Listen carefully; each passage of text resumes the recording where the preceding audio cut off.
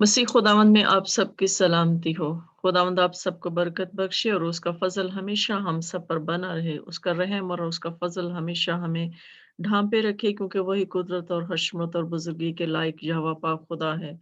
यहोवा यरी है जिसने हमें ये फजल बख्शा है कि हम इस वक्त उसकी हजूरी में ठहरे, उसके नाम को इज्जत और जलाल दे सके, हम उसकी वर्शिप कर सकें, हम उसकी शुक्रगुजारी कर सकें, हम शुक्रगुजारी करते हुए उसकी बारगाहों में दाखिल हो सकें। खुदावंद लश्करों के खुदा, इस वक्त को, इस मीटिंग को खुदावंद तेरे पाक हाथों में देते हैं। बेशक खुदावंद हम थोड़े हैं, लेकिन हमारा ईमान है कि तू हमारे दरमियान मौजूद है। लश्करों के खुदावंद, हम सारी मीटिंग को, सारे माहौल को, कलाम को, वर्शिप को खुदावंद और सारी मुनाजात को खुदावंद जो आज तेरी हजूरी में पेश की जाए, उन सब को खुदावंद हम अभी से तेरे पाक हाथों में दे देते हैं, ताकि लश्करों के खुदावंद, तू जो जिंदगी का खालिक और मालिक, तू जो लश्करों का खुदा है, तू जो हमारी सिप पर हमारी ढाल है खुदावंद, तेरे पाक रूह की गहरी जुम्बश खुदावंद यहाँ पर हो खुदावंद। और खुदावंद हर हर चीज खुदावंद तेरी हजूरी में कबूल ठहरे खुदावंद।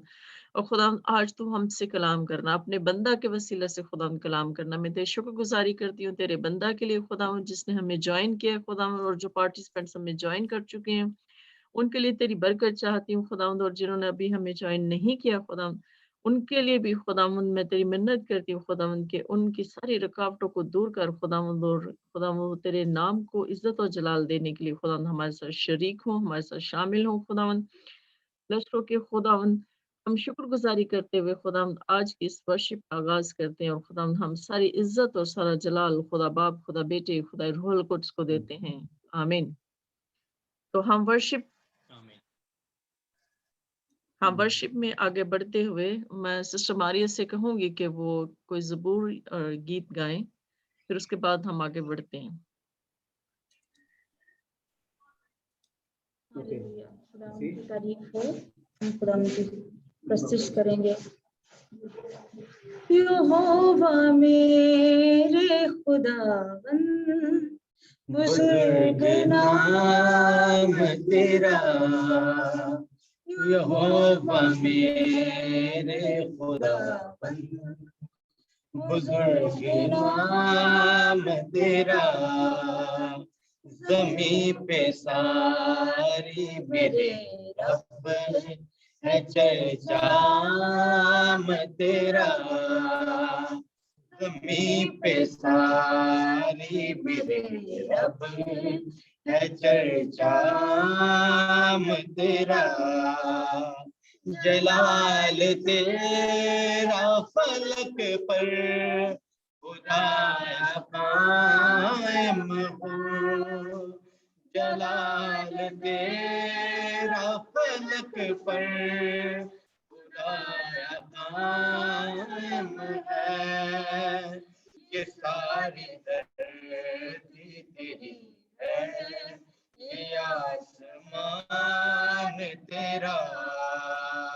ये सारी धरती तेरी है, ये आसमान तेरा।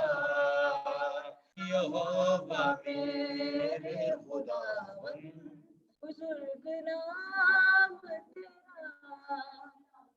तेरे ही हाथों ने पैदा किया हर एक शय को। तेरे ही हाथों ने पैदा किया हर एक शय को। आसमां चांद तारे ये सब जहान तेरा।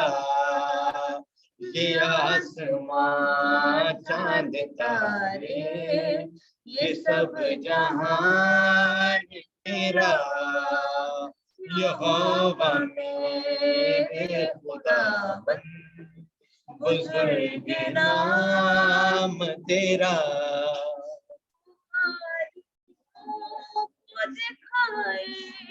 यूं अपनी कुदरत है मुखालिफों को दिखाई।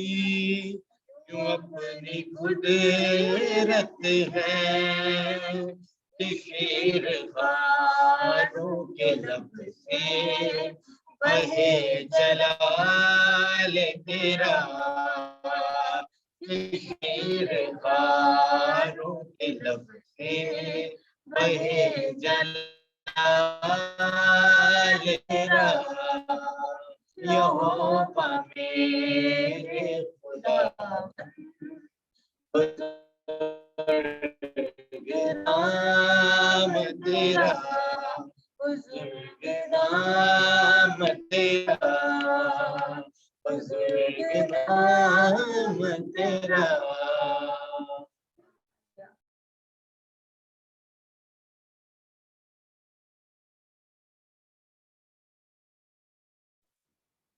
हालेलुया, खुदावंद की तारीफ हो।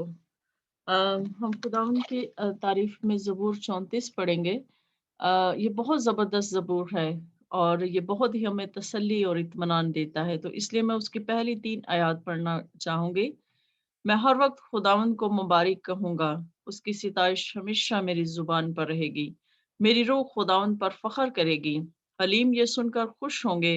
मेरे साथ खुदावंद की बड़ाई करो, हम मिलकर उसके नाम की तमजीद करें। बेशक हम सब जो खुदावंद की तमजीद करते हैं, हम सब जो इकट्ठे होते हैं, ये वक़्त जो है बड़ा ही ख़ास वक़्त है, बड़ा ही कीमती वक़्त है जो हम उसकी हज़ूरी में ठहरते हैं। इसलिए ये वक़्त हमारे लिए बबरकत और मुबारक हो, ये वक़्त दूसरों के लिए भी पुरफ़ज़ल हो और बबरकत हो। हम वर्शिप में आगे बढ़ते हुए अ, अगर हमारे साथ जो भी पार्टिसिपेंट है, अगर वो कोई गीत या वर्शिप करना चाहते हैं, तो उनके लिए टाइम है कि वो वर्शिप कर सकते हैं। जैसे कि हमारे साथ भाई विजय हैं और सिस्टर सना हैं। अगर वो वर्शिप करना चाहती हैं, तो उनके पास मौका है कि वो वर्शिप कर सकें।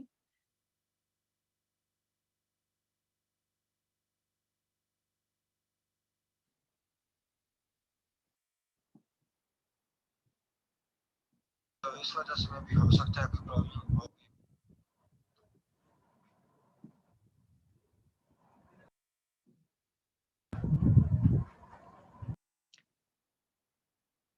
जी भाई, आप वर्शिप करना चाहेंगे?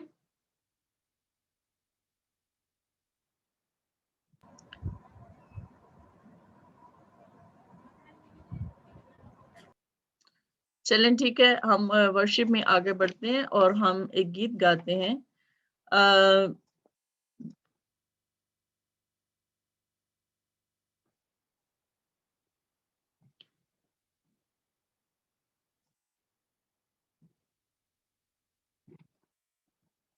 बहुत ज़बरदस्त गीत हम गीत गाते हैं और उसके बाद मैं हनूक से कहूँगी कि वो वर्शिप करेगा।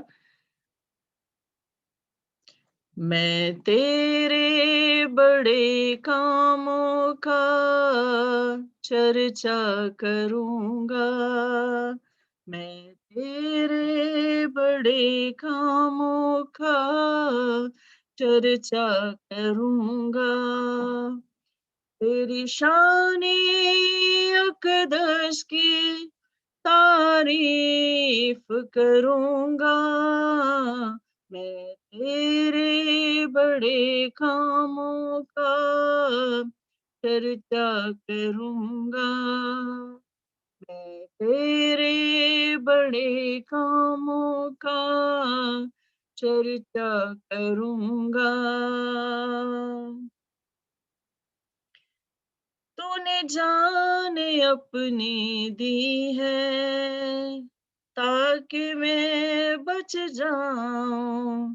तूने जीवन मुझे दिया है, गवाह तेरा बन जाऊं। तू मेरा है मसीहा, मैं भी तेरा रहूंगा। तू मेरा है मसीहा, मैं भी तेरा रहूंगा। तेरी शान-ए अक़दस की तारीफ करूंगा। मैं तेरे बड़े कामों का चर्चा करूंगा। हालेलुया, खुदावंद की तारीफ हो। हम शुक्रगुज़ारी करते हुए आगे बढ़ते हैं और वर्शिप में मैं अनूक से कहूंगी कि वो वर्शिप करें और उसके बाद सिस्टर मारिया जो है वो वर्शिप करेंगी। Praise the lord, hallelujah. खुदा की तारीफ हो। बेशक हमारा खुदा वादों का सच्चा खुदा है। उसने कहा जहाँ 2 या 3 मेरे नाम से जमा होंगे मैं उनके बीच में मौजूद हूँगा। बेशक दुनिया के अंदर कोई ऐसा खुदा हमें नजर नहीं आता है जो बुलाए और फ्री ऑफ कॉस्ट फतेहमंदी विक्ट्री उसने हमारे नाम की। तो मिलकर गाएंगे, फातेह हमें बनाता है रबुल लफाज का नाम, सर पे ताज सजाता है रबुल लफाज का नाम। हालेलुया।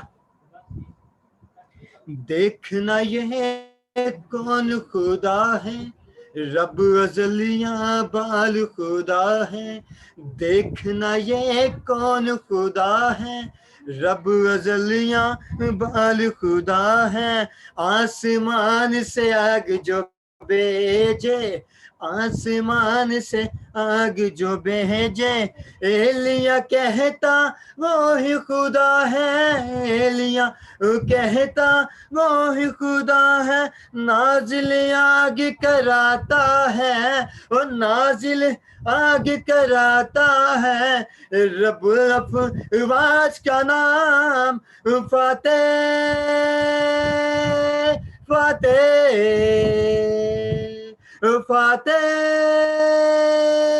हाँ फातेह फातेह हमें बनाता है रब्बुल अफ़वाज का नाम। सर पे ताज सजाता है, सर पे ताज सजाता है रब्बुल अफ़वाज का नाम। फातेह फातेह। एक तरफ 2 जर्रा पत्थर, एक तरफ मामूली पत्थर, हाथ में एक फलाकन है बस, हाथ में एक फलाकन है बस। सूरमा से ममसू की टक्कर, सूरमा से ममसू की टक्कर, सूरमा को फटकाता है, सूरमा को फटकाता है रब्बुल अफ़वाज का नाम। फातेह भाई फातेह, ओ फातेह, हाँ फातेह।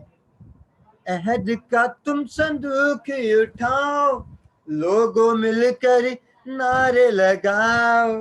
अहद का तुम संदूक उठाओ, लोगों मिलकर नारे लगाओ। हाथों में नर सिंगे लेकर, हाथों में नर सिंगे लेकर, अपने जोर से खूब बजाओ, अपने जोर से खूब बजाओ। यरू को लुढ़काता है, ओ यरू को लुढ़काता है रब्बुल अफ़वाज का नाम। ओ फातेह फातेह, फातेह भाई Fateh. Praise the lord, hallelujah. खुदावंद की तारीफ हो। बेशक हमारा खुदावंद हमें फातेह बनाता है, वो हमें फतह बख्शता है और फतह से बढ़कर हमें गलबा देता है, क्योंकि वो जिंदगी का खालिक और मालिक है और जिंदगी के सारे चश्मे उसी से फूटते हैं। वही हमें कामयाबी दिलाता है, वही हमें गालिब आने का फजल बख्शता है, क्योंकि वो कुदरत से भरा खुदा है और वो अपनी कुदरत से हमें भरता है ताकि हम गालिब आ सकें। हम अबलीस के सारे सोचे हुए मंसूबों को, उसके बनाए हुए और उसके बिछाए हुए जाल को हम तोड़ सकें। बेशक हम सारे बंधनों को तोड़ सकते हैं क्योंकि उसकी कुदरत हमारे अंदर काम करती है। हम इस वर्शिप के जरिए से आगे बढ़ते हैं और मैं मारिया से और फ्रोबल से रिक्वेस्ट करूंगी कि वो इसके बाद वर्शिप करें और उनके पास हालेलुया। वक्त है कि वो 2 या 3 गीत गाएं, फिर उसके बाद कोर्स गाएंगे, फिर हम दुआ करेंगे और फिर इसके बाद हम खुदावंद का कलाम सुनेंगे। हालेलुया। हम गीत गाएंगे, हमेशा तक रहेगा तख्त तेरा, खुदावन तू अबद तक बादशाह है। हमारा खुदावन बादशाह है और जरूर है कि वो हमारी जिंदगियों पर भी बात करे। हालेलुया। हमेशा तक रहेगा तख्त तेरा, खुदावंद तू अबद तक बादशाह है। हमेशा तक रहेगा तख्त तेरा, खुदावंद तू अबद तक बादशाह है। अदालत के लिए तू तख्त पर है, तेरे आगे खुदा सारा जहां है। अदालत के लिए तू तख्त पर है, तेरे आगे खुदा सारा जहां है। तू ही इंसाफ दुनिया का करेगा, सच्चाई से मसीहा काम लेगा। तू ही इंसाफ दुनिया का करेगा, सच्चाई से मसीहा काम लेगा। सभी में तेरी आगे हूँ हाजिर, खुदावंद रास्ते से तो भरा है। सभी को मैं तेरे आगे हूँ हाजिर, खुदावंद रास्ते से तू भरा है। हमेशा तक रहेगा तख्त तेरा, खुदावंद तू अबद तक बादशाह है। उठाते जुल्म जो दुख से भरे हैं, तू ऊंचा बुर्ज भी उनके लिए है।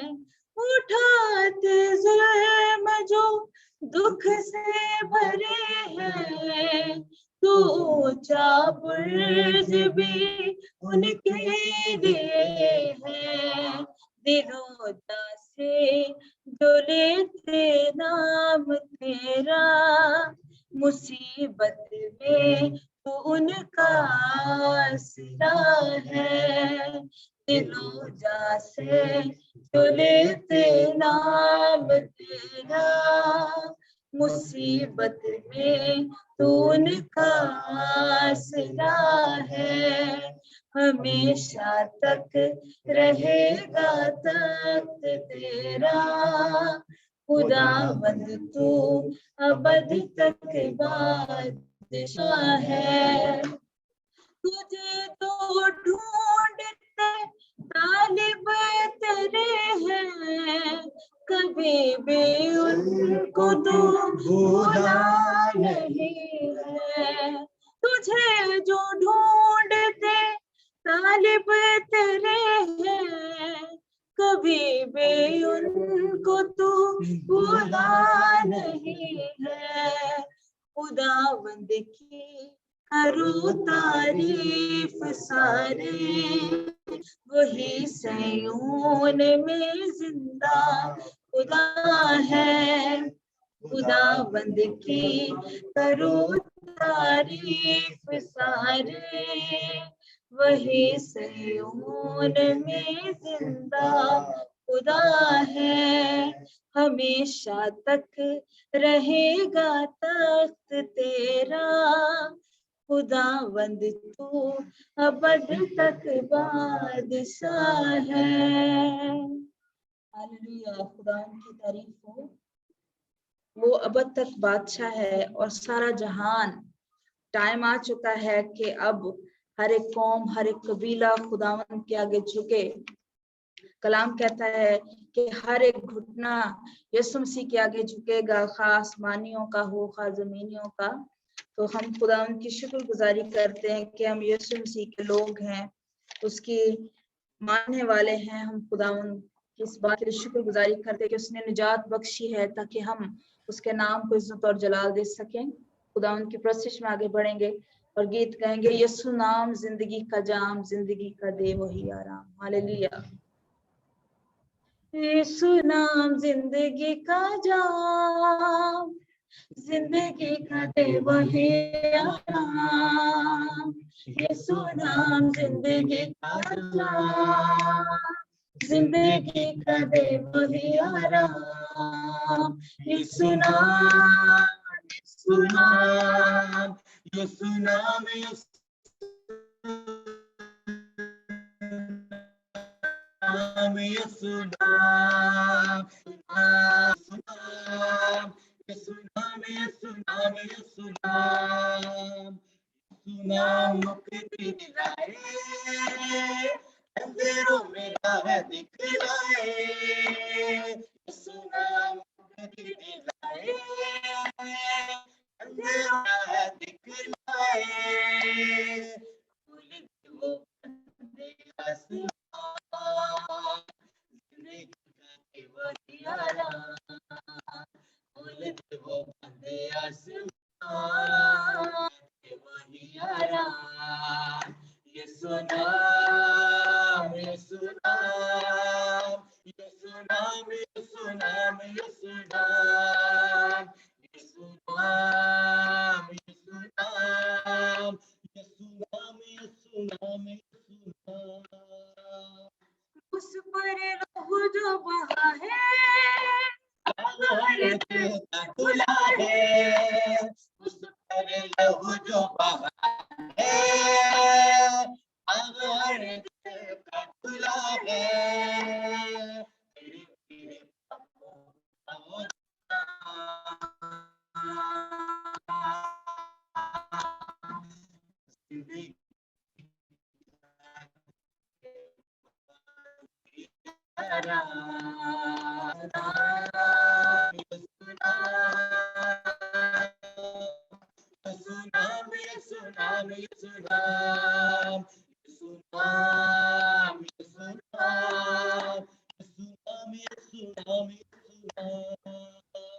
रुक जाओ कदमों में सारे, फतह के मारो तुम नारे। रुक जाओ कदमों में सारे, फतह के मारो तुम नारे। दुनिया को दे दो ये पैगाम, जिंदगी का दे वही आराम। दुनिया को दे दो ये पैगाम, जिंदगी का दे वही आराम। यीशु नाम, यीशु नाम, यीशु नाम, यीशु नाम, यीशु नाम, यीशु नाम, यीशु नाम, यीशु नाम, यीशु नाम, यीशु नाम, यीशु नाम, यीशु नाम, यीशु नाम।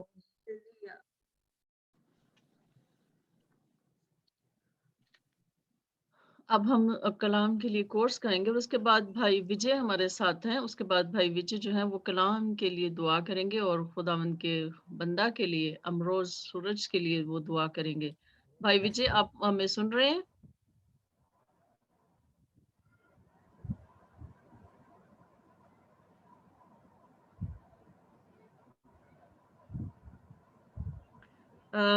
चलें हम कोर्स गाते हैं, फिर उसके बाद हम दुआ करते हैं। जी मैं सुन रहा हूँ। ठीक है, फिर आप इस कोर्स के बाद आप दुआ कीजिएगा। जी ठीक है। सिस्टर जी कोर्स करेगा, बोल खुदावन बोल ना सुने ये मुझे एग्जैक्ट मुझे याद नहीं है, लेकिन मैं दूसरा गाऊं फिर किसी दिन। हालेलुया। मेरे मददगार ऐ रूह यीशु, कोई नहीं तेरे जैसा। मेरे मददगार ऐ रूह यीशु, कोई नहीं तेरे जैसा।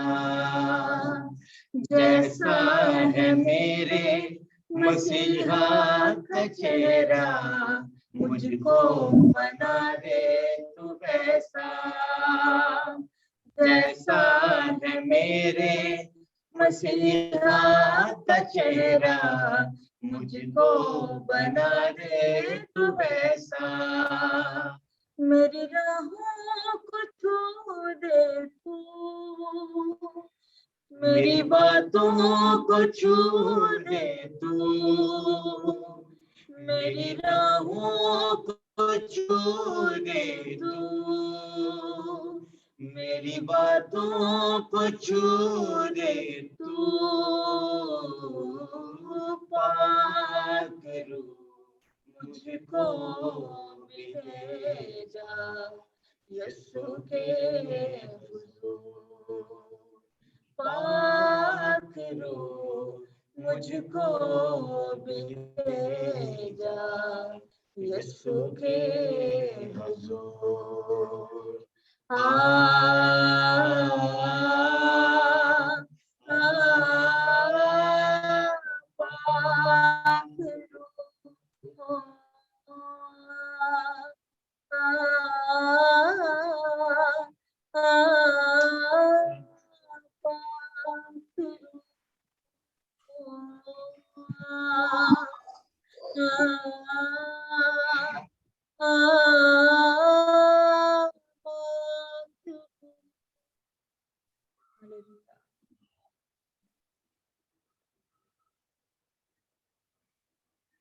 हालेलुया। पाक रूह हम तुझे वेलकम करते हैं। पाक रूह हम तेरे शुक्रगुजारी करते हैं कि तू यहाँ पर मौजूद है। पाक रूह हम तेरी मदद और रहनुमाई चाहते हैं। मैं भाई विजय से कहूंगी कि वो कलाम के लिए और खुदावंद के बंदा के लिए दुआ में हमारी रहनुमाई करें।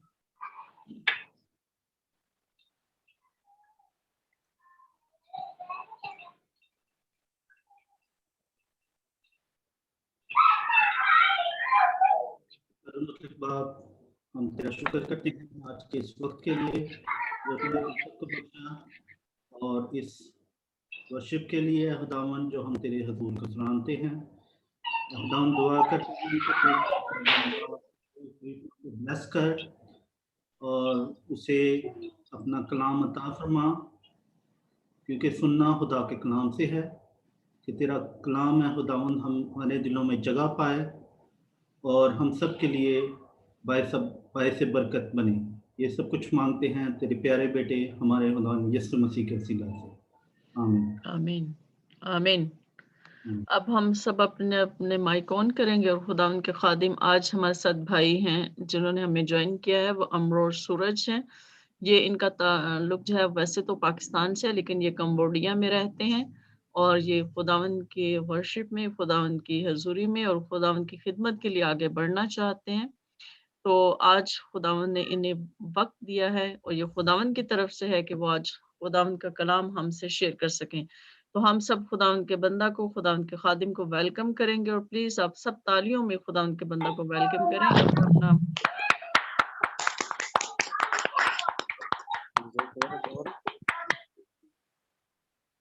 Welcome, brother. Welcome. Welcome. Thank you. Shall I start? Yes, sir. Yes Okay. So सबसे पहले आज हम खुदा बाप, खुदा बेटे और खुदा रूल कुदस का शुक्रिया अदा करते हैं कि जिसके रहम और फजल के साथ आज हम सब यहाँ मौजूद हैं। और मैं आज सब लोगों को जो पार्टिसिपेंट्स हैं जो इस इबादत में मौजूद हैं उनको एक खुशखबरी सुनाना चाहता हूँ। वो ये कि आप सब जो है वो बहुत प्यारे और खुदा के चुने हुए लोग हैं। और उसकी मिसाल ये है कि खुदा ने आपको दुनिया की फिक्रों से, दुनिया की प्रॉब्लम से आज़ाद किया है। आपके जिस्म में, आपके बदन में कोई ऐसी तकलीफ नहीं जिसने आपको इस मीटिंग से रोका। तो it means God loves you and I love you too. और आप सबका बहुत शुक्रिया और खुदा आपको बहुत बरकत दे। तो हम पाक रूह के लिए, खुदा के लिए और खुदा बेटे के लिए भी तालियां बजा के उन्हें वेलकम करेंगे इस मीटिंग में।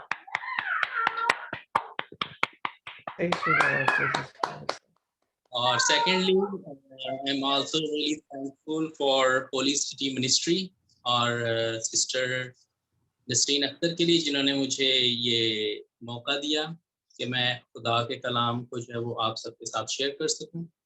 और आज का कलाम खुदा करे कि हम सब के लिए बहुत ज़्यादा बरकत हो और खुदा अपने उन मकाशफात को, उन पोशीदा बातों को हम पर जाहिर करे जो शायद आज से पहले हमें कभी नहीं सीखी। तो आए आज का कलाम शुरू करते हैं। तो आज का जो कलाम है उसका टॉपिक है कि मसीही की ज़िंदगी में जो पाक तस्लीस का भेद है वो किस तरह से पूरा होता है। तो आज हम कलाम के डिफरेंट चैप्टर्स में से, डिफरेंट किताबों में से, अनाजील में से हवाले देखेंगे कि एक मसीही की ज़िंदगी में खुदा बाप किस तरह प्रेजेंट होते हैं, खुदा बेटे कैसे प्रेजेंट होते हैं और पाक रूह जो है वो हमारी ज़िंदगी में किस तरह से काम करता है। तो आए आज फिर हम खुदा का कलाम शुरू करें। तो आज का जो मेरा पहला हवाला है वो है मुकद्दस मत्ती की इंजील, उसका 13 बाब और 3 से 9 आयात पढ़ेंगे। अगर आपके पास बाइबल्स हैं तो आप उसमें से खोल सकते हैं मुकद्दस मत्ती की इंजील, उसका 13 बाब 3 से 9वीं आयत तक।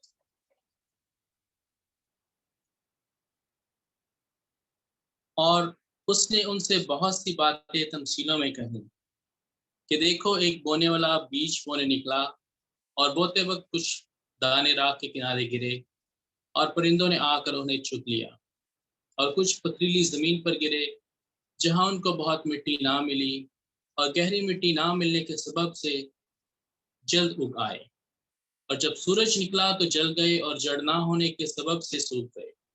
और कुछ झाड़ियों में गिरे और झाड़ियों ने बढ़कर उनको दबा लिया, और कुछ अच्छी जमीन में गिरे और फल लाए, कुछ 100 गुना, कुछ 60 गुना, कुछ 30 गुना। जिसके कान हो वो सुन ले। तो ये जो मुकद्दस मत्ती की अंजील की आयत है, ये हमने बहुत दफ़ा सुनी है, बहुत दफ़ा हमने इसका मुतालिया किया है कि जब बीज बोने वाला निकलता है तो उसके बीज डिफरेंट जो है वो जगहों पर गिरते हैं। तो अगली जो कुछ आयात हैं उनमें खुदावंद यीशु मसीह इस बात को समझाने के लिए, क्योंकि उस वक्त तक लोग इतना कलाम को नहीं समझते थे, क्योंकि खुदावंद यीशु मसीह उनको समझाने के लिए हमेशा तमसीलों का सहारा लेते थे, कहानियों का सहारा लेते थे, ताकि किसी भी तरीका से प्रैक्टिकली जो है वो उनको कलाम की समझ आ सके। तो अगले जो चैप्टर में इसकी डेफिनेशन करते हैं, इस तमसील की, स्टोरी की, इसको इलेबोरेट करते हैं कि इसका मतलब क्या है। तो उसके लिए हम देखेंगे मुकद्दस मत्ती की इंजील, उसका 13वां बाब और उसकी 18 से 19 आयत, यानी एक और आयत हम पढ़ेंगे। बस बोने वाले की तमसील सुनो, जब कोई बादशाही का कलाम सुनता है और समझता नहीं, तो जो उसके दिल में बोया गया था उससे वो शरीर आकर छीन ले जाता है। तो मैंने भी बहुत दफ़ा ये आयत पढ़ी, बहुत दफ़ा इन आयात की स्टडी की, लेकिन हर दफ़ा जो है वो खुदा एक नए तरीके से अपने मुकाशफात को, अपने कलाम के भेदों को जो है वो हम पर ज़ाहिर करता है। तो मैं इस बात पर यह गौर कर रहा था कि इस आयत में कलाम किस चीज़ को डिफाइन करता है, कलाम खुदा यीशु मसीह कलाम किस चीज़ को कह रहे हैं। तो फिर मैंने खुदा से इस बारे में हिकमत मांगी, दानाई मांगी कि खुदा इस कलाम को मुकम्मल करे कि ये कलाम किस चीज़ को रेफर कर रहा है यहाँ। तो फिर जो मेरे जहन में आयत आई वो मैं आपको पढ़ के सुना देता हूँ कि ये कलाम क्या है। तो आयत है मुकद्दस यूहन्ना की इंजील, उसका पहला बाब 1 से 2 आयत।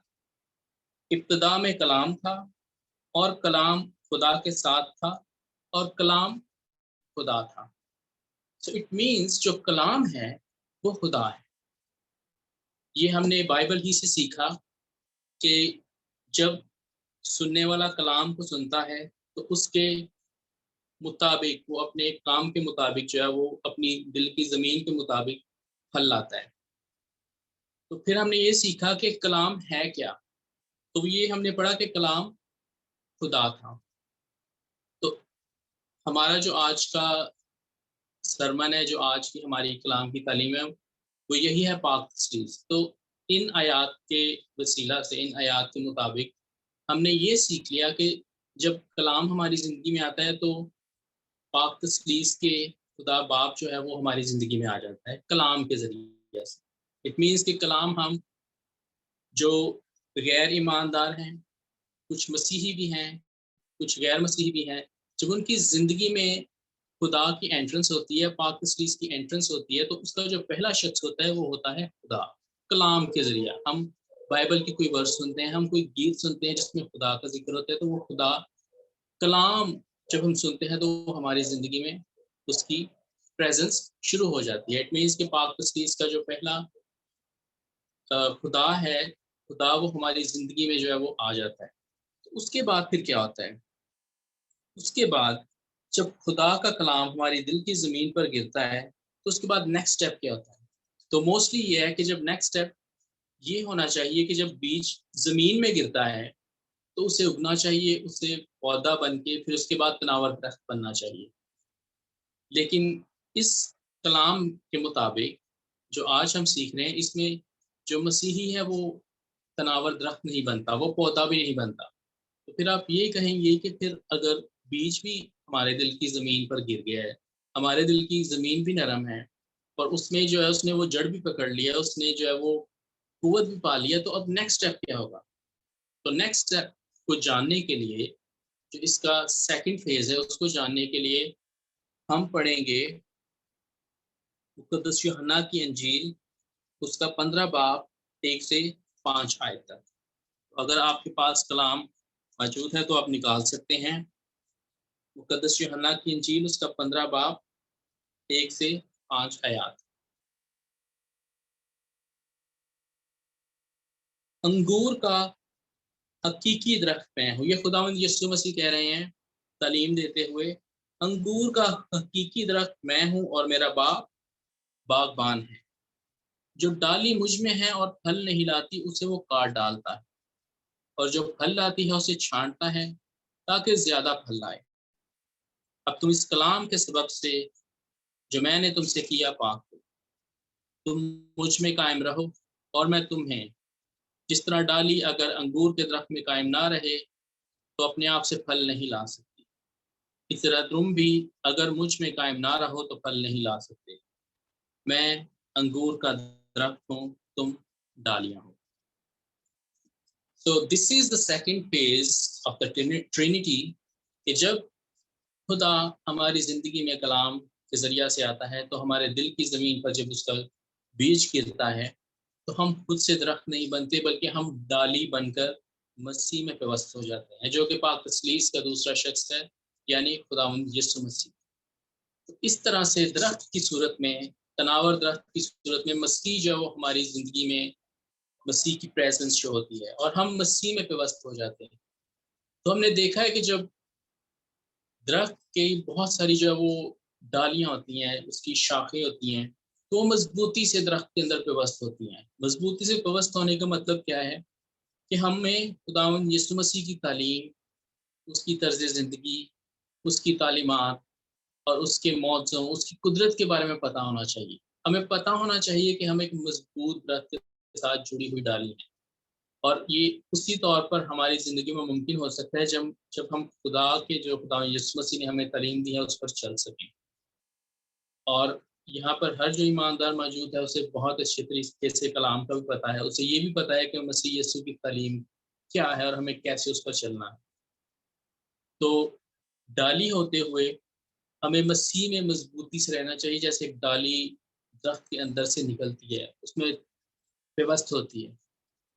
तो हमें उस तरह की कमज़ोर डाली नहीं होना चाहिए कि कोई ऊपर आकर परिंदा भी बैठा है तो डाली टूट गई है, थोड़ी-सी कोई प्रॉब्लम दुनियावी की कोई हम पर जो है वो बोझ पड़ा है, तो वो डाली जो है ना वो दरख्त से अलग होकर गिर पड़ी है। तो यहाँ पर 2 केसेज़ है, एक ये है कि जब हम फल नहीं लाते, तो भी हम दरख्त से काट दिए जाते हैं। इट मीन्स कि जब हम गिरी बुराई में गए हैं, तो फिर तो हमारे काम ही ऐसे कि हम दरख्त से काट डाले जाएँगे और आग में झोंके जाएँगे और ईंधन की खुराक बने। लेकिन दूसरा केस ये भी है कि हम दरख्त में तो पेवस्त रहते हैं, लेकिन समटाइम्स हमारी जो ज़िंदगी है, उसमें इतनी मजबूती नहीं होती उस टाली में, और थोड़ा-सा उस पर कभी बोझ पड़ता है, थोड़े से मुश्किलात आते हैं, तो हम बिल्कुल ही जो है वो दरख्त से अलग हो जाते हैं। तो वो उस सूरत में हम खुदा की तरफ से नहीं काटे जाते, बल्कि हम अपनी मजबूरियों, अपनी परेशानियों, अपनी मुसीबतों को देखकर तो दरख्त से अलग हो जाते हैं। तो जब हमारी ज़िंदगियों में दुनियावी तौर पर कोई प्रॉब्लम आती है, तो भी हमें उसी मजबूती के साथ अपने दरख्त में, जो कि हकीकी दरख्त है, उसमें पेवस्त रहना चाहिए। तो ये दरख्त की बात को भी और इंडोर्स करने के लिए मैं एक मज़ीद आयत पढ़ूंगा मुकाशफा की किताब से, उसके आखिरी बाब में ये बताई गई है। और मेरे नज़दीक ये बहुत बड़ी बात थी कि मुकाशफा के आखिरी बाब में एक दफ़ा फिर जो है वो दरख्त का जिक्र किया गया है। और वो दरख्त का जिक्र कैसे है वो मैं अभी आपको पढ़ के सुना देता हूँ। वो है मुकाशफा उसका 22 बाब और उसकी 14वीं आयत। मुबारक है वो जो अपने जामे धोते हैं क्योंकि जिंदगी के दरख्त के पास आने का इख्तियार पाएं। मीन्स हमें अपने जामे धोने हैं ताकि जिंदगी के दरख्त के पास, जो कि खुदा यीशु मसीह है जिसने कहा कि हकीकी ताक में है, अंगूर का दरख्त में हूँ तुम डालियां। So we become one with Christ. जब हम एक डाली बन जाते हैं तो दरख्त से डालियां जुदा नहीं होती। डालियां हमेशा जब तक दरख्त है उसके साथ लगी रहती है। और जब कोई तूफान आंधी आती है तो दरख्त तो मजबूती से खड़ा रहता है, लेकिन उस वक्त डालियों को भी ये जानने की जरूरत होती है कि हमें इस तूफान को झेल कर जिधर से हम निकल रही हैं, जो हमारी रूट है दरख्त से निकल रही है, हमें उसमें मुंसलिक रहना है। तूफानों के थपेड़े पड़ते हैं लेकिन अपनी जड़ को नहीं छोड़ना चाहिए। जिधर से हम निकल रहे हैं उससे नहीं अलग होना, ये बहुत ज़रूरी बात है। क्योंकि बहुत दफ़ा हम दुनियावी जिस्मानी परेशानियों की वजह से जो है वो खुद से ही अलग हो जाते हैं खुदा से। तो इस बात को बहुत ज़्यादा जो है वो जानने की ज़रूरत है। तो हमने देख लिया कि कलाम खुदा और फिर डाली बनकर दरख्त में मुंसलिक होना, ये खुदा यीशु मसीह को ज़ाहिर करता है। तो पाक तस्लीस के जो 2 अशख़ास, खुदा बाप की भी हमने बात कर ली, खुदा बेटे की भी बात कर ली। अब नेक्स्ट क्या होता है? नेक्स्ट जब हम डाली बन जाते हैं तो उसके बाद जो अगला स्टेप होता है वो आता है कि जब डाली को पूरी जो है वो खुराक मिल रही है दरख्त से, और दरख्त भी इतना पावरफुल के जिसका कोई दुनिया में सानी नहीं। तो इतने ताकतवर दरख्त से जब आपको खुराक मिल रही हो, आपको डेली की जो है वो रोटी मिल रही हो, आपकी रूहानी ग़िज़ा आपको प्रॉपर मिल रही हो, तो फिर उस दरख्त पर फल लगना शुरू होते हैं। तो फल किस चीज़ के होते हैं? वो फल होते हैं पाक रूह के। तो फलों के ज़रिया से जो पाक तस्लीस का तीसरा शख्स यानी है, वो हमारी ज़िंदगी में आता है। पाक रूह के फलों को सब जानते हैं, लेकिन मैं फिर एक दफ़ा इनको पढ़ दूँगा, जो कि गलीतियों उसके 5 बाब 22 से 23 आयत में बयान किए गए हैं। मगर रूह के फल खुशी, फल मोहब्बत, खुशी, इत्मीनान, तहम्मुल, मेहरबानी, नेकी, ईमानदारी, इल्म और परहेजगारी है। ऐसे कामों की कोई शरीयत मुखालिफ नहीं। तो हमने ये देख लिया कि हमने खुदा की प्रेजेंस मसीह की ज़िंदगी में कैसे होती है, खुदा बेटे में हम किस तरह से मुंसलिक होते हैं, और फिर खुदा बेटे में मुंसलिक होते हुए हम पाक रूह के फल कैसे लाते हैं।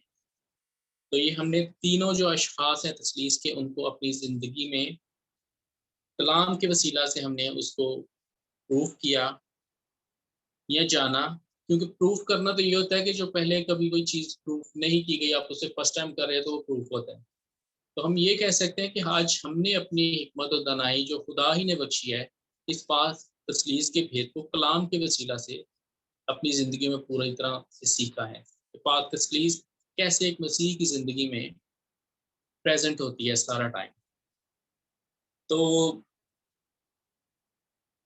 मुझे ये कहते हुए बिल्कुल फील नहीं हो रहा कि हमारे बहुत से मसीही हैं जिनको ये भी नहीं पता कि पाक रूह की नेमतें क्या हैं और पाक रूह के फल क्या हैं।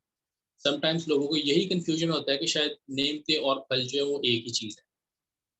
लेकिन नेमतें वो एक डिफरेंट चैप्टर में बयान की गई हैं, वो पहले करंथियों में बयान की गई हैं, और जो रूह के फल हैं वो गलीतियों की किताब में बयान किए गए हैं। लेकिन अनफॉर्चुनेटली बहुत से लोगों को इस बात का ही नहीं पता कि रूह की नेमतों और रूह के फलों में डिफरेंस क्या है। इनमें जो सबसे ज़्यादा डिफरेंस है वो ये एक कि ये दोनों डिफरेंट चीज़ें हैं। और जो इसमें सेकेंडरी बड़ा डिफरेंस है वो ये है कि जो नेमतें हैं वो खुदा के फजल से हमें मिलती हैं। जब खुदा का फजल होता है तो हमें नेमतें ये हासिल होती हैं जो पाक रूह की नेमतें हैं। लेकिन जो फल है, फलों के लिए हर मसीही को मेहनत करने की ज़रूरत होती है। ये जो कुछ मैंने पढ़ा है, जो रूह के फल हैं, मोहब्बत, खुशी, इत्मीनान, तहम्मुल, मेहरबानी, नेकी, ईमानदारी, इल्म और परहेज़गारी, ये तमाम फल अपनी ज़िंदगी में लाने के लिए हमें मेहनत करना पड़ती है। और हर मसीही की ज़िंदगी में रूह की नेमतें हों ये ज़रूरी नहीं है, लेकिन हर मसीही की ज़िंदगी में पाक रूह के फल होना बहुत ज़रूरी है। इन्हीं फलों की वजह से जो है वो मसीही कहलाएगा, क्योंकि फल नज़र आते हैं। फल जब दरख्त पे लगता है तो सब देखते हैं कि ये दरख्त जो है वो बड़ा फलदार है। और क्योंकि मैं यहाँ पर कंबोडिया में रहता हूँ, तो ये बेसिकली बुद्धिस्ट कंट्री है। यहाँ पर जो ज़्यादा लोग हैं वो बुद्धा को मानते हैं, बुद्धिस्ट हैं, तो वो ऑलमोस्ट कह लें कि उनका कोई रिलीजन नहीं है। उनके नज़दीक मतलब ये सारी छोटी चीज़ें हैं कि बदी क्या होती है, बुराई क्या होती है, उनकी एक डिफरेंट तरह की तालीम है। लेकिन यहाँ पर मैंने देखा है कि जब क्रिश्चियंस किसी से मिलते हैं या जो बुद्धिस्ट यहाँ के कन्वर्ट होकर क्रिश्चियन हुए हैं, उनका एक बात करने का स्टाइल, उनकी बॉडी लैंग्वेज, जब आप उनको देखते हैं, आप उनका नाम भी नहीं जानते, आप शायद उनको फर्स्ट टाइम देख रहे हो, लेकिन किसी तौर पर अगर आपको उनसे बात करना पड़ जाए तो आपको एकदम पता चल जाएगा कि ये बुद्धिस्ट नहीं है, ये क्रिश्चियन है। उसकी वजह क्या है कि उनमें रूह के फल नजर आते हैं। उनका मुस्कुराकर बात करना, उनका जो है वो किसी की भी हेल्प करने के लिए सारा टाइम तैयार रहना, तो ये प्रैक्टिकली जो है ये रूह के फल नजर आते हैं। और वो मसीहियत को, जो कि मसीह की तालीम है, उसको गहराई से जो है वो किसी भी शख्स को ये पता चल जाता है कि ये बंदा जो है ना ये क्रिश्चियन होगा, क्योंकि इसकी जो बोलचाल है वो बड़ी जो है ना वो खूबसूरत है और बड़ी तसल्ली के साथ बात करता है, बात को समझता भी है। तो ये खुदा का बड़ा फजल है कि हम किसी से जब मिलते हैं तो हमें पता चल जाता है कि ये बंदा बुद्धिस्ट नहीं है, ये क्रिश्चियन है, क्योंकि इसमें रूह के फल नजर आए। तो इस हवाले से रूह के फल बहुत ज़्यादा ज़रूरी हैं और इनको अपनी ज़िंदगी में रखने के लिए मेहनत भी उतनी करनी पड़ती है। बहुत ज़्यादा कुर्बानियाँ आपको देनी पड़ती है, क्योंकि ये सारी चीज़ें करना एक इंसान के लिए शायद बहुत मुश्किल होती है, लेकिन जब खुदा का फजल आपके साथ हो तो आप उसको कर सकते हैं। तो हम थोड़ा-सा मज़ीद आगे चलेंगे। पाक तस्लीस के भेद को हमने कलाम के वसीला से जो है वो समझ लिया है कि खुदा बाप कैसे हैं, खुदा बेटा मसीह की ज़िंदगी में कैसे है और पाक रूह अपने फलों के वसीला से मसीह की ज़िंदगी में प्रेज़ेंट रहता है। अब हम कुछ बातें करेंगे प्रैक्टिकल लाइफ़ की। प्रैक्टिकल लाइफ़ में मैं एक छोटी-सी मिसाल लूँगा। वैसे तो काफ़ी रिश्ते घरों में होते हैं, लेकिन क्योंकि यहाँ पर ऑलमोस्ट सारे लोग मैरिड हैं, तो मैं एक मैरिड ही जो कपल है उसकी मिसाल ले लेता हूँ। होता क्या है मेनली कि जब एक घर में मियाँ-बीवी रहते हैं, उनके बच्चे हैं, तो मोस्टली ये होता है फॉरेन कंट्रीज़ में तो कि मियाँ-बीवी जो है वो दोनों काम करते हैं। लेकिन जब जॉब से वापसी होती है तो हस्बैंड जो है ना वो आ जाता है घर पे, उसको पता है मैं अभी ऑफिस से आया हूँ या अपने काम से आया हूँ जिधर भी मैं काम करता हूँ। तो अभी जो मेरी बीवी है ना, ये उसी का काम है, ये उसी की ड्यूटी है कि मुझे पानी भी जो है वो मेरी जगह पे मिलना चाहिए और जो है वो बच्चों के कपड़े चेंज करने हैं, अगर वो स्कूल से आए वो भी उसी को करना चाहिए। क्योंकि मेरा जो काम था ना, बीइंग ए मर्द या बीइंग ए मेल या बीइंग ए डोमिनेंट पर्सन, वो मैंने कर लिया है।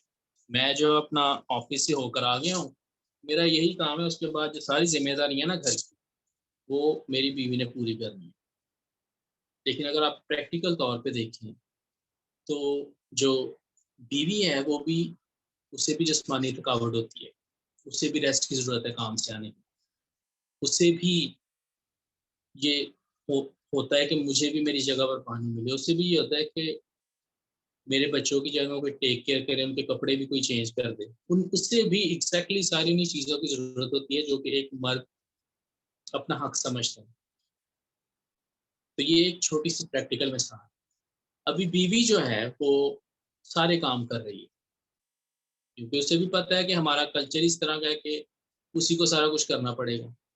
फिर उसने रात को सोने से पहले कपड़े भी प्रेस करने हैं, उसने सुबह के लिए कुछ नाश्ते का भी तैयार करना है। इट मीन्स सारा कुछ उसने करना। तो मर्द जो है उसको सिर्फ ये है कि मैंने बस ऑफिस से अपना काम कर लिया, मेरी ड्यूटी खत्म हो गई। बच्चों को भी देखना मेरा काम। तो ये एक छोटी सी मिसाल है।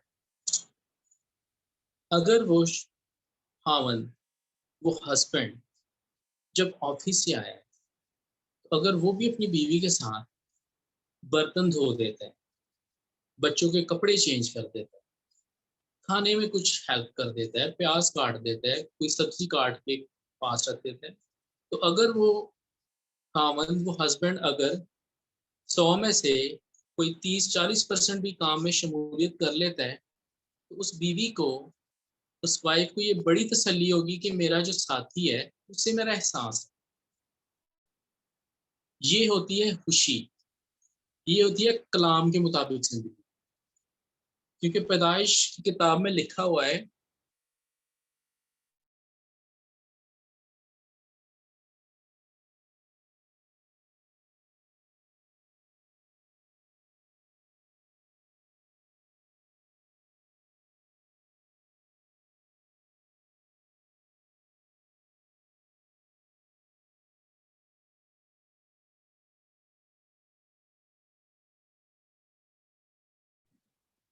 अर्निंग के लिए जरूरी है, लेकिन घर के काम में जब वो एक दूसरे का हाथ बटाएंगे, स्पेशली हस्बैंड अगर करेगा, तो वो एक अजीब तरह की जो है ना उस घर में शादमानी होगी। बीवी को ये फील होगा कि मेरा हस्बैंड जो है वो मेरे साथ हेल्प करता है, और यकीन करे इस तरह से काम भी जल्दी खत्म होता है और बीवी को भी जो बहुत ज्यादा मेंटली सुकून मिलता है। इट मीन्स कि उसके अंदर इत्मीनान आ जाता है, उसके अंदर तसल्ली आ जाती है, उसके अंदर शादमनी और खुशी आ जाती है। ये है प्रैक्टिकल मसीही मोहब्बत और रूह का फल। हम ये कहते हैं कि मैंने टाइम पर अपनी दुआ करनी है, मैंने टाइम पर अपना कलाम पढ़ना है, लेकिन मैंने बीवी के साथ हेल्प नहीं करनी। इट मीन्स के fruits of the spirit are missing from our life. We are not doing it practically, we are just doing it to satisfy ourselves. कि मैं कलाम पढ़ रहा हूँ, मुझे तो तसल्ली मिल रही है, मैं अपने आप में बड़ा रूहानी बन के बैठा हुआ हूँ कि मैंने आज कलाम भी पढ़ा और मैंने दुआ भी की है, तो मैं बड़ा रूहानी हूँ। तो जब मैं अपनी बीवी के साथ मेरा रिलेशन अच्छा नहीं है, जब मैं अपनी बीवी की प्रैक्टिकली कोई हेल्प नहीं कर रहा, जब मैं उसका हाथ नहीं बटा रहा, जब मैं उसका एहसास नहीं कर रहा, तो क्या ये रूह के मुताबिक है? क्या ये रूह के फल हैं? इट मीन्स के रूह के फल हमारी जिंदगी में नहीं है। तो इस तरह सिर्फ मैंने ये हस्बैंड वाइफ की मिसाल एक जो है वो चूज की कि मैं इस पर थोड़ा सा बता दूं। इसके अलावा घर में माँ बाप के साथ आपका रिश्ता होता है, आपका भाई बहनों के साथ रिश्ता होता है, उनमें आपने कैसे बैलेंस रखना है, आपने कैसे हेल्पफुल बनना है, कैसे उनको लगना चाहिए कि ये बंदा जिसकी रूहानी जो है वो पैदाइश हुई है, इसका दूसरी पैदाइश हुई है रूहानी तौर पे, तो वो नज़र भी प्रैक्टिकली आनी चाहिए। अगर वो हम तक लिमिटेड है तो इट मीन्स कि हमने जो पाक रूह के फल है उनको छिपाया हुआ है, हमने अनलिमिटेड गॉड को लिमिटेड किया हुआ है अपने कामों की वजह से। So this is very important कि रूह के फल हम में होने चाहिए प्रैक्टिकली, नॉट ओनली कि हम खुद बड़ी दुआ करते हैं लेकिन प्रैक्टिकली हम कुछ नहीं करते। उसके बाद है तहम्मुल और इत्मीनान। तहम्मुल और इत्मीनान जब बहुत दफा ये होता है कि जब हमारी जो है वो नई पैदाइश भी हो जाती है, हम बपतिस्मा भी ले लेते हैं, लेकिन हमें अगेन वही चीज़ें होती हैं जो हमारी पुरानी इंसानियत में थी, क्योंकि वो सारी जिस्म से रिलेटेड है। कोई हमें कोई बात कह दे तो एकदम हमारा पारा जो है ना वो 0 से 100 पे चला जाता है। इसने ये मुझे बात कहा है कि अब मैं जो है ना इसको ऐसी बातें सुनाऊंगा, इससे ऐसा बदला लूंगा कि याद रखेगा कि आइंदा से जो है ना ये मेरे साथ कोई ऐसी बात नहीं करेगा। तो इट मीन्स कि again we lose the fruits of the spirit. हम फिर अपनी जिंदगी में रूह के फलों से महरूम हो जाते, हम फिर रूह के फलों पर गौर नहीं करते और हमारा इत्मीनान और हमारी तसल्ली जो है वो हमसे जाती रहती है। उसमें क्या होता है? उसमें होता ये है कि हम गुस्सा करते हैं, हम अपने आप को ही जो है वो तकलीफ दे रहे होते हैं। अगला बंदा चाहे बात करके अपने घर भी चला गया हो, लेकिन हम जो है ना उसे अपने जहन में रखते हैं, इसने ये मुझसे बात की है। तो वो जो तहम्मुल, जो इत्मीनान होता है वो टेम्पररी होता है। ये वो इत्मीनान नहीं है जो खुदावंद यीशु मसीह ने कहा कि मैं अपना इत्मीनान तुम्हें देता हूँ, और मैं इत्मीनान वैसे नहीं देता जैसे दुनिया देती है। मसीह इत्मीनान ये है कि कोई आपको गालियां दे कभी चला गया तो आपने उसके लिए बरकत चाहनी। ये है मसीह इत्मीनान कि जब आप मसीह में व्यवस्था,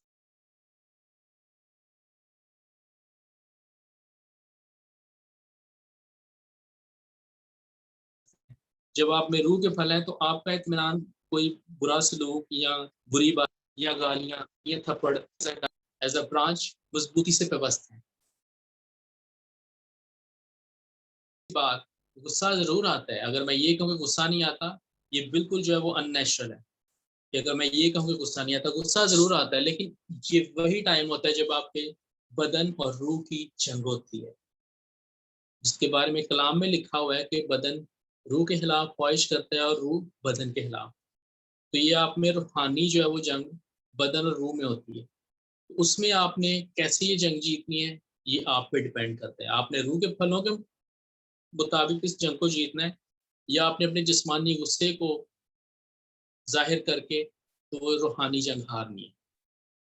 तो ये इत्मीनान मसीह जो हमें देता है, हमें उसको पाना है, ना कि वो जो कि अच्छी चीज़ों के साथ अच्छे वक्तों में तो इत्मीनान हमारे अंदर होता है, लेकिन जैसे कि परेशानी या मुसीबत आती है तो इत्मीनान चला जाता है।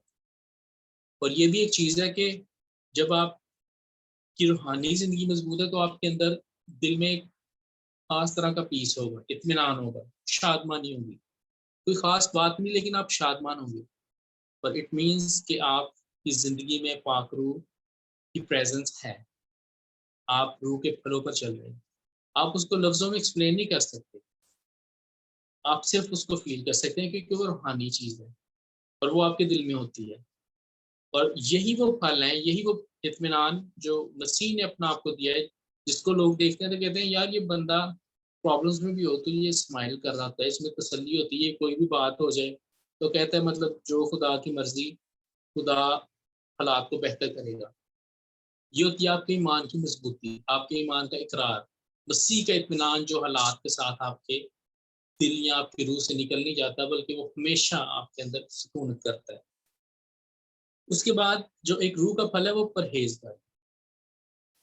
आजकल जो दौर है टेक्नोलॉजी का, स्मार्टफोन्स हैं, टीवी है, कमर्शियल्स हैं, फिल्में हैं, एडवर्टाइजमेंट हैं, तो ये तालीम देना भी बहुत ज़रूरी है, स्पेशली आज की यंग जनरेशन को, कि ये जो मोबाइल फ़ोन्स हैं, ये एक टूल है, आप इस पे कुछ भी देख सकते हैं, जैसी आपकी मर्ज़ी है, जैसी आपकी ख्वाहिश है। तो हमारी ज़िंदगी में परहेज़गारी बहुत ज़रूरी होनी चाहिए।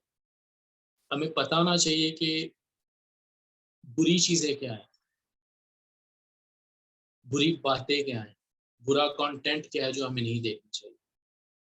क्योंकि अगेन जब आप कोई सोशल वेबसाइट अपनी फेसबुक की चेक कर रहे हैं, गूगल पर किसी चीज़ को सर्च कर रहे हैं, तो आजकल का जो दौर है वो बदी और बुराई की चीज़ें जो है वो पॉप अप कर जाती हैं आपकी स्क्रीन्स पे। और यही वो टाइम होता है जिसमें आपने अपनी नज़रों को, जो कि आपके आँख जो आपके बदन का चिराग है, उसको रोशन रखने के लिए अपनी आँखों को उस कंटेंट से हटाना होता है। क्योंकि इब्लीस जो है वो हमेशा, हमेशा, हमेशा ईमानदारों की ज़िंदगी में बेबी स्टेप्स के साथ आता है। इब्लीस हर उस ख्वाहिश की सूरत में आपकी ज़िंदगी में आता है जिससे वो आपको गिरा सके। इब्लीस कभी भी अपने 2 सींगों के साथ और हाथ में वो अपना स्टाफ सा जो उसने पकड़ा था वो लेकर कभी आपके पीछे नहीं आएगा, ना आपके सामने आएगा। वो हर उस बात के ज़रिए से आपकी ज़िंदगी में आएगा और हमेशा बेबी स्टेप्स के साथ आएगा। और बेबी स्टेप्स क्या होते हैं? बहुत से जो है ख़ादमीन इस तरह से जो वो गुनाह में गिर जाते हैं। उसकी वजह क्या होती है? उन्हें ये नहीं पता होता। अगर पता भी हो कि तालीम क्या है, हमें किन-किन चीज़ों से बाज़ रहना है, लेकिन अगेन बेबी स्टेप्स ले लेकर खुदा के खादमों को भी इब्लीस गिरा देता है, क्योंकि वो एहतियात नहीं करते, वो परहेज़गारी नहीं करते। तो ये बहुत ज़रूरी है कि हम उस इब्लीस की चालों को पहचानें। और इसी के बारे में लिखा गया है कि वो फाड़ने वाले शेर बब्बर की तरह घूमता फिरता है कि जिसको देखे उसको फाड़ डाले। तो ये बहुत ज़रूरी है कि हमारी ज़िंदगी में परहेज़गारी होनी चाहिए, हमें हिकमत से चलना चाहिए। और ऐसे ही होता है कि आपको खुद भी नहीं पता चलता कि यार मेरा तो ये मकसद नहीं था, लेकिन आहिस्ता आहिस्ता आहिस्ता कैसे मैं मतलब फिर पता उस टाइम लगता है जब बंदा गिर जाता है। पहले स्टेप से जो इब्लीस का बेबी स्टेप होता है, पहले स्टेप से आप बैकवर्ड जाते जाते हैं, और जब आपको ठोकर लगती है, आप गिरते हैं, आपको फिर पता चलता है कि आप कितनी दूर आ गए इन बेबी स्टेप्स के साथ। आप कभी भी जो है वो फलांगे लगाकर और बड़े बड़े रनिंग स्टेप्स लेकर बदी की तरफ नहीं जाएंगे। आप छोटे छोटे कदमों के साथ, छोटे छोटे बेबी स्टेप्स के साथ जो है वो इब्लीस आपको पीछे ले जाता है और आपको पता भी नहीं चलता। तो वो जो पहली बात होती है, रूह, पाक रूह, जब भी आपकी आंखों के सामने कभी ऐसा कंटेंट आए, कोई ऐसी चीज आए, तो आपको रूहानी तौर पर एक आवाज आती है, आपको ये फील होता है कि कोई आपको कह रहा है कि you shouldn't be watching this, आपको ये नहीं देखते होना चाहिए। तो अगर आप उस पाक रूह की बात को नहीं सुनते, उसकी तरफ से अपना कान बंद करते हैं, तो फिर एक और वेबसाइट आपके लिए खुल जाएगी, फिर एक और लिंक आपके लिए खुल जाएगा, और फिर वो खुलता ही चला जाएगा जब तक कि आपको ये एहसास ना हो कि आपने बहुत बड़ा गुनाह किया। सो परहेजगारी बहुत जरूरी है।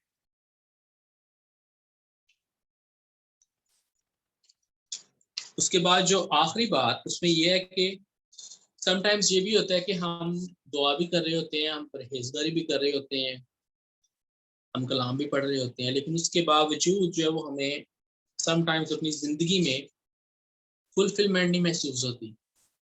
यार आज मैंने दुआ की, आज रूहानी तौर पर जो है ना मैं उस तरह से फील नहीं हुआ, आज मुझे इस तरह से रूहानी तसल्ली या तस्कीन दुआ में नहीं मिली। हाँ, मेरे अंदर इत्मीनान है, लेकिन मैं जो फ्रेश होता हूँ ना दुआ करके, आज मुझे वो नहीं हुई, तो शायद कहीं मुझसे खुदा नाराज़ करे।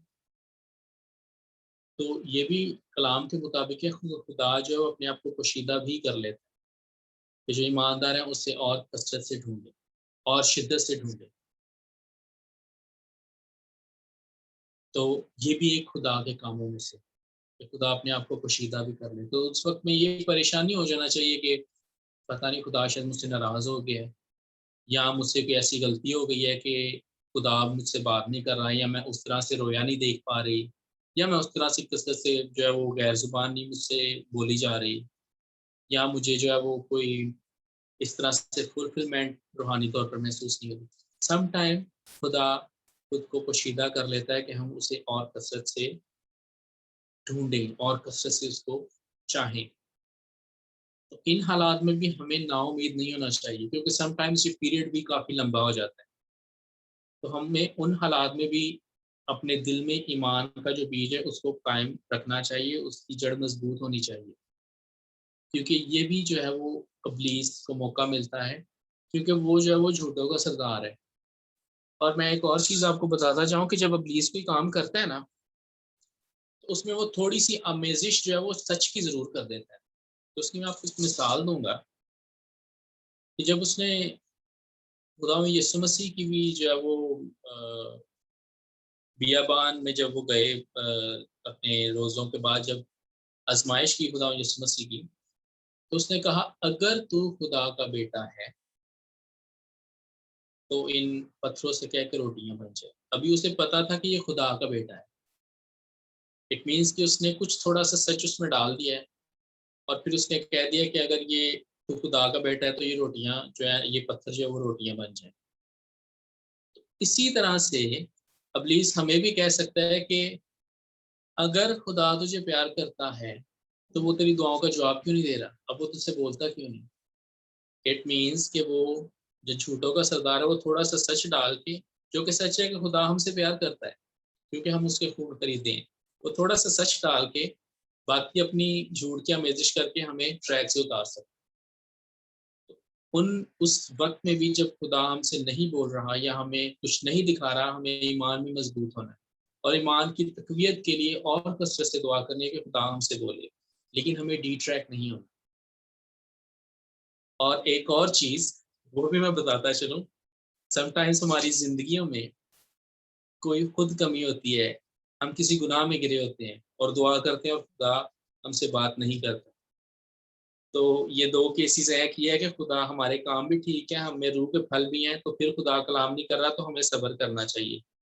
लेकिन अगर हमारी ज़िंदगी में रूह के फल नहीं है या हम किसी गुनाह में गिरे और खुदा कलाम नहीं कर रहा, तो फिर हमें अपने आप को ठीक करने की ज़रूरत है।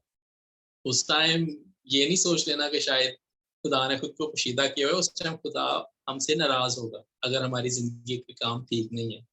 तो इन दोनों चीज़ों में भी डिफरेंस कर लें। ये ना हो कि हम जो है मैं अपने काम जो है वो बुरे रखूँ, अपने अमाल बुरे रखूँ, ये क्योंकि खुदा ने पोशीदा किया हुआ है, खुदा ने पोशीदा नहीं किया होगा, खुदा मुझसे नाराज़ होगा और उसको मनाना कैसे है वो फिर दूसरी चीज़ें हैं। तो मेरे अज़ीज़ों ये था आज का कलाम, जिसके वसीला से हमने सीखा कि खुदा के कलाम के बीज को लेने से, मसीह में पेवस्त होने से और पाक रूह के फल लाने से हमारी ज़िंदगियों में पाक तसलीस का जो भेद है वो पूरा होता है। और खुदा आज के कलाम से मुझे और आपको और हम सबको बहुत बरकत दी। God bless you. God bless you too. खुदावंद की शुक्रगुजारी करते हैं इस खूबसूरत कलाम के लिए, और बेशक ये खुदावंद की तरफ से है कि हम सब एक बार फिर सोचें कि हम कहाँ पर खड़े हैं। क्या खुदा का पाक रूह और खुदा बाप और खुदा बेटा क्या वो हमारी ज़िंदगियों में पूरे होते हैं? हमें इस बात पर गौर करना है, हमें इस बात पर सोचना है। सिर्फ हमें ईमान ही से या लफ्ज़ों से ही इस बात पर ईमान नहीं रखना कि पाक तसलीस है और हम इस पर ईमान रखते हैं, बल्कि हमें अपनी ज़िंदगी में उसको हमें जो है वो पूरा होने देना है, ताकि वो कसरत से हमारी ज़िंदगियों में काम करे और हमारे लिए और दूसरों के लिए बरकत का बायस हो। तो हमारे साथ जो हैं वो सिस्टर नसरीन भी हैं, सिस्टर नसरीन सिल्वेस्टर हैं, और इसके अलावा हमारे साथ भाई सिस्टर फरियाल हैं। अगर वो शुक्रगुज़ारी की दुआ में हमारी रहनुमाई करना चाहती हैं, तो दोनों के पास मौका है, वो बारी-बारी जो है वो खुदा के कलाम के लिए शुक्रगुज़ारी करें, और उसके बाद फिर हम प्रेयर रिक्वेस्ट लेंगे। और प्रेयर रिक्वेस्ट के लिए मैं जितनी भी प्रेयर रिक्वेस्ट होंगी, मैं भाई अमरोर से कहूँगी कि वो उनके लिए वो दुआ करेंगे। तो हमारे साथ हैं सिस्टर नसरीन और सिस्टर फरियाल, अगर दोनों दुआ करना चाहते हैं, तो वो बारी-बारी दुआ कर सकते हैं।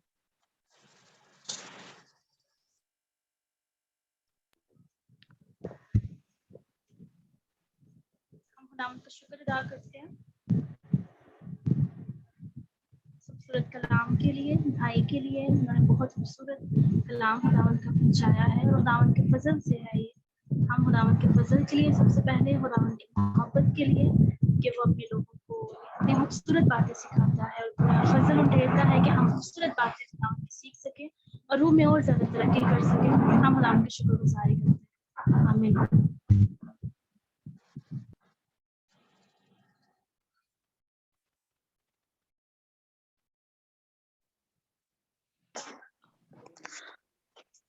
आए हम अपने सरों को खुदावंद के हुजूर झुकाएंगे और उस कदूस मेहरबान आसमानी बाप का शुक्र करते हैं, जिसने आज हमें ये मौका दिया कि हम खुदावंद की जिंदा आवाज को सुने। हम अपने दिलों को नर्म करें और उसके कलाम को अपने दिलों में लें, ताकि वो बीज फल लाए। और आज के कलाम के वसीला से हम सब ने जो बरकत पाई और जो कुछ भी सीखा है उसे अपनी जिंदगी में इम्प्लीमेंट करें, ताकि खुदावंद हमें और भी बरकत दे। यीशु के नाम में आमीन। आमीन। आमीन। आमीन। खुदा उनकी शुक्रगुजारी हो। तो आप जितनी भी प्रेयर रिक्वेस्ट, अगर किसी की कोई ख़ास प्रेयर रिक्वेस्ट है तो वो हमें दें, और इसके बाद फिर हम दुआ करेंगे। जी, यीशु मसीह के नाम में आप सभी की फिर से सलामती हो। हम होली सिटी मिनिस्ट्री के प्लेटफॉर्म से 2 इवेंट्स करने जा रहे हैं, एक इस मंथ में और एक जुलाई में यूथ कॉन्फ्रेंस करने जा रहे हैं। उसके लिए सभी प्रेयर कीजिए कि खुदा नौजवानों को मुहैया करे, जिन जिनसे हम पर्सनली विजिट करते हैं वो भी आएँ, ताकि हम खुदा के कलाम को सुना सकें। जैसे खुदा का बंदा पौलुस रसूल कहता है कि अब मैं अंजील से नहीं शर्माता, तो अभी हमें भी घरों से निकलना है, क्योंकि अगर रोमियो के ख़त का मुताला करें तो वहाँ पे लिखा है कि तमाम मखलूक़ात कमाल आरज़ू से खुदा के बेटों के ज़ाहिर होने की राह देखती है। कोई उठे, मुझे यीशु का कलाम सुनाए, मुझे निजात की राह दिखाए, मुझे रिहाई की खबर दे, ताकि मैं उस रिहाई को, उस मखलसे को, उस छुटकारे को पाऊँ और मैं अब्दी निजात का वारिस बन सकूँ। तो हम इस इवेंट्स हम लेकर जाने को हैं, उससे आने वाले भी इवेंट्स हम बहुत जल्द अनाउंस करेंगे। यीशु मसीह के फजल से फजल दिया। तो हमारे बिग इवेंट्स हैं। अभी तक जूम ऐप पे अभी तक कोई ऐसा इवेंट्स नहीं हमने देखा कि जो यूथ फेस्टिवल हुआ हो। तो आप सबों से रिक्वेस्ट है कि दुआ में ज़रूर याद रखिएगा। ठीक है, और कोई प्रेयर रिक्वेस्ट है तो ज़रूर हमारे से शेयर करें।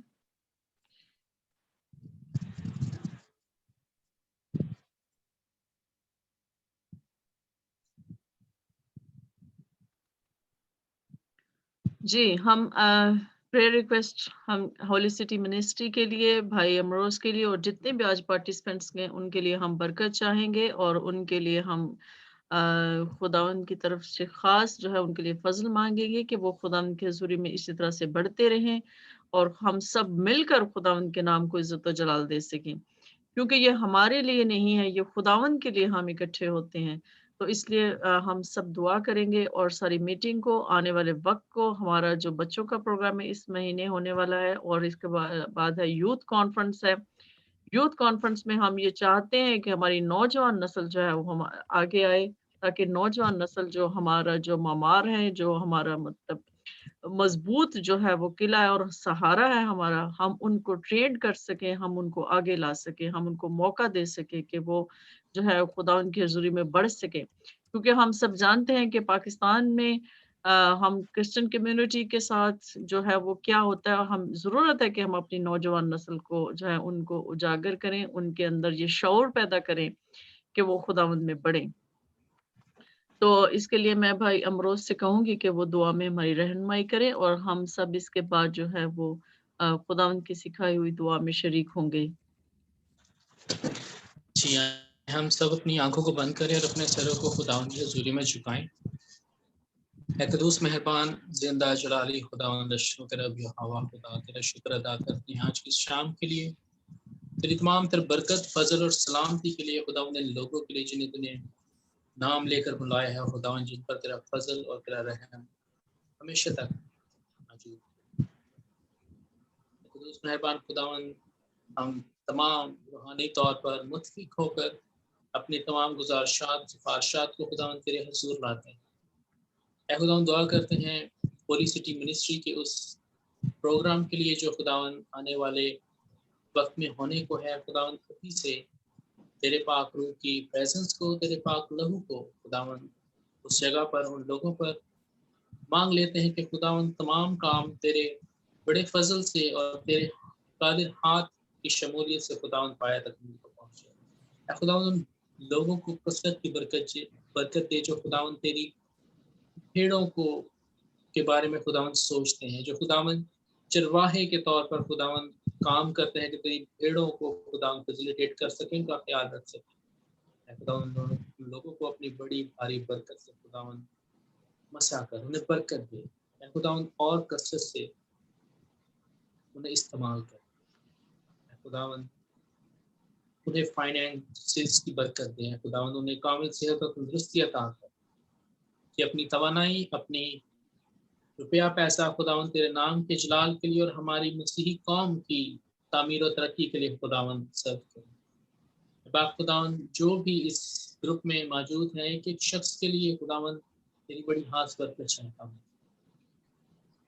खुदावंद तू इन तमाम लोगों की जिंदगियों से बाखूबी वाकिफ है। खुदावंद तू जानता है कि उन्हें किस रूहानी या दुनियावी चीज की जरूरत है। खुदावंद अपने इलाही खजानों से मुहैया कर। खुदावंद अपने रूह के फजल से उनकी रूहानी भूख, प्यास, तड़प को खुदावंद पूरा कर। खुदावंद फाइनेंसेस में अगर कोई कमी है तो खुदावंद तेरे इलाही खजानों में किसी चीज की कमी है। और खुदावंद तो वो खुदावंद है जो हर एक चीज मुहैया करने पर कादिर है। खुदावंद तूने ही खुदावंद तमाम कायनात को बनाया है और तेरे घर में खुदावंद किसी चीज की कमी नहीं। खुदावंद इन ईमानदारों की नेक दिली ख्वाहिशात को देख उन्हें पूरा कर। और खुदावंद ये मीटिंग का प्लेटफॉर्म खुदावंद फजल बख्श, बरकत दे कि ये और बढ़े।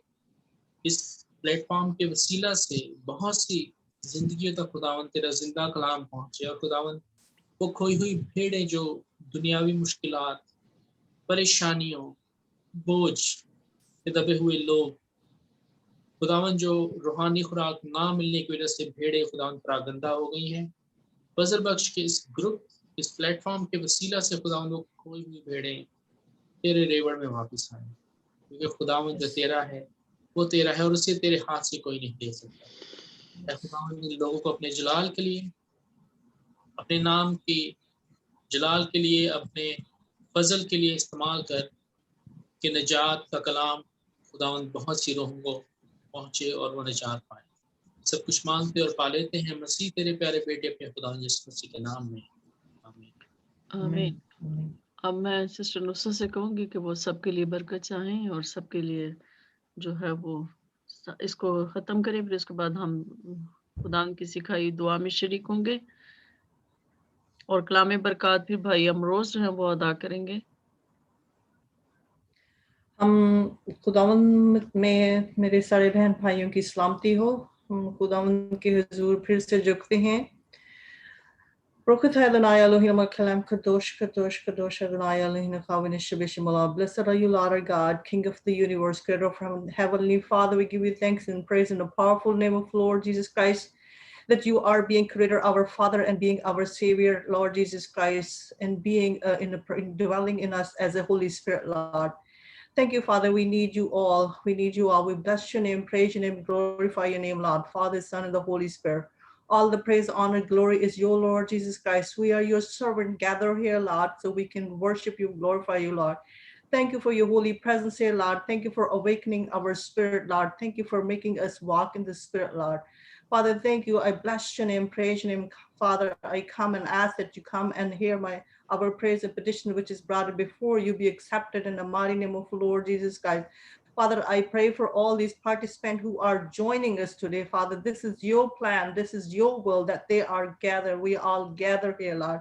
We are nothing. We are hideous, but your glory is working in us, Lord. Your spirit is working in us, Lord. So we are gathered here, Lord. I pray for your blessing. I cover every single participant into your pure, precious blood, Lord Jesus Christ, and I pray your blessing be upon them, Lord. I ask that you open your heavens and shower your abundance and goodness are all the blessing we needed us, Lord. There shall be no lack in our life, Lord, because when we attach to you, when we seek to you, when we set our eyes to you, then you always fulfill your promises, Lord, because you're faithful, Father.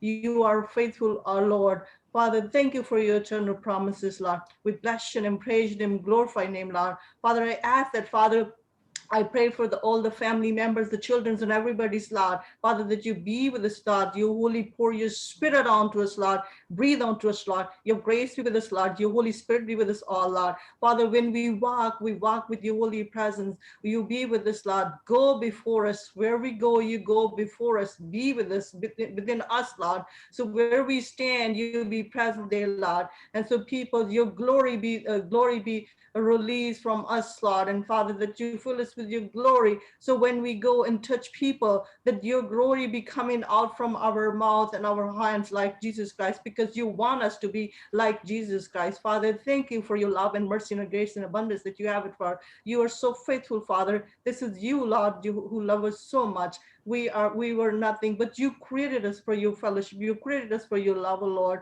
Thank you, Father, for giving us this such a big responsibility to all mankind onto the earth, to take care of your dominions onto the earth, Lord.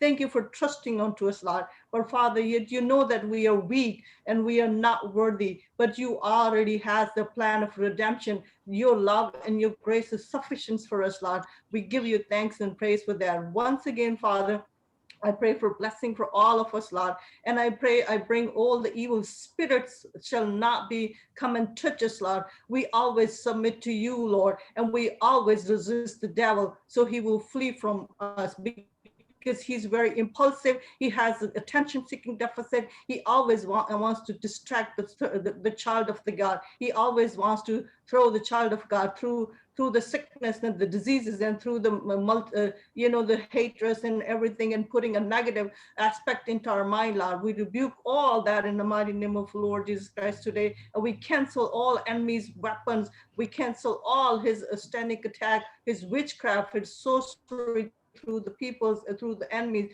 everything in the mighty name of the Lord Jesus Christ. We're asking, Father God, that you come and give us a positive mindset. Give us fill us with your spirit so we will walk with the spirit. Give us wisdom, open our spiritual eyes, open our brain, open our mind, and open our mouth, Father. So give us a wisdom, knowledge, so we can distinguish between the earthly and the heavenly. We can distinguish between the spiritual and the fleshy with the body. Thank you, Father, for choosing us. Thank you for loving us. Thank you for dying for us on the cross. Thank you for giving this supreme sacrifice for us to reconcile us with the Father, Lord, reconcile us with you, Lord Jesus Christ, to deliver us from the captivity of the Satan. We bless your name, praise your name, glorify your name, Lord. Once again, Father, whatever we have spoken, our petitions and our prayers and unspoken be accepted into your throne of grace in the mighty name of Lord Jesus Christ. Father, as your believer, we come here. You commanded us. We always pray for peace of Jerusalem. Pray for the salvation for nation for Israel. We bless them. We pray for, Father, that there shall be peace into the Jerusalem. May there be peace in their palaces. May there be peace in their walls, Lord. You protect them. You surround them under your divine protection in the mighty name of Lord Jesus God, Father. We pray for the blessing, Father God. We plead, Father, that you open their spiritual eyes so they can recognize their Messiah, so they can join us like as one man, as you already plan, you sacrifice, because your plan is always big. You want to work on the big platform, Lord. We pray for, Father God, that you bless them, Lord. Open their spiritual eyes so they can recognize you, Lord Jesus Christ, their Messiah, their Savior, their God Almighty, who Yeshua, the Al-Masih, the God of Abraham and Isaac, who is and who is to present, who is the God in the body, who is coming back. Father, thank you for that doing for all mankind. Once again, we pray for all brethren, all Christians all over the earth, Lord. We protect them under the blood of Christ. We're asking, Father God, that you pour your spirit onto them so they all worship you with the truth and the spirit, Lord. So they come to you, they walk with the spirit, they know who they are. They are the light of the earth. They are the citizen of heaven, Lord. We pray for, Father, that you open their spiritual eyes, Lord. You protect them, keep them safe, and be with them all the times wherever they are. Father, we pray for that you merciful Father, you stretch your merciful hand towards this mankind, that you blow the trumpets from the heaven, this COVID-19. You want the mankind to turn to you, Lord Jesus Christ. We pray for, Father, now it is the time you hear our pleas, that you stretch your hand towards the mankind and remove this COVID-19 from the face of the earth, Lord, and you protect all the believer and the non-believer. We pray that you bring your revival upon to them, open their spiritual eyes so they know who you are. They come for their salvation. They come for the divine protection to you, Lord Jesus Christ, since you are the divine protector, since you are the fortress, since you are the divine shelter. They come and take a refuge under your feather like we are, Lord. Father, continue to keep all of us. You have protected us safe and sound from this deadly pestilence. You continue to keep us safe and sound under your divine protections, Lord. And we always seek protection. We always take refuge under your feathers in the mighty name of the Lord Jesus Christ. Father, once again, I glorify your name. I praise your name. And I ask that you come and hear our prayers and requests, and the thanksgiving be accepted in the mighty name of the Lord Jesus Christ, into your throne of praise, for your kingdom's sake, for glorious name's sake. Amen. Amen. Amen. अब please अपने अपने mic on करें और खुदा उनकी सिखाई हुई दुआ में हम सब शरीक होंगे। ऐ हमारे बाप, तू जो आसमान पर है, तेरा नाम पाक मना जाए, तेरी बादशाह, तेरी मर्जी जैसे आसमान पर पूरी होती है, जमीन पर भी हो। हमारे रोज की रोटी आज हमें दे, और जिस तरह हम अपने कर्जदारों को बख्शते हैं, तू भी हमारे कर्ज हमें माफ कर, और हमें आजमाइश में ना पड़ने दे, बल्कि हमें बुराई से बचा, क्योंकि बादशाहत और जलाल हमेशा तेरी है। आमीन। आमीन आमीन। आमीन। भाई के साथ कलाम बरकत अदा करेंगे। अब हमारे खुदावंद यीशु मसीह का फजल, खुदा बाप की मोहब्बत और रूह कुद्दूस की रफ़ाकत और शराकत अब से हमेशा तक हमारे और कुल ईमानदारों के साथ हो। आमीन। खुदावंद आप सबको बरकत दे। आमीन। खुदा बाप, खुदा बेटे और खुदा रूहुल कुद्स के नाम में आमीन।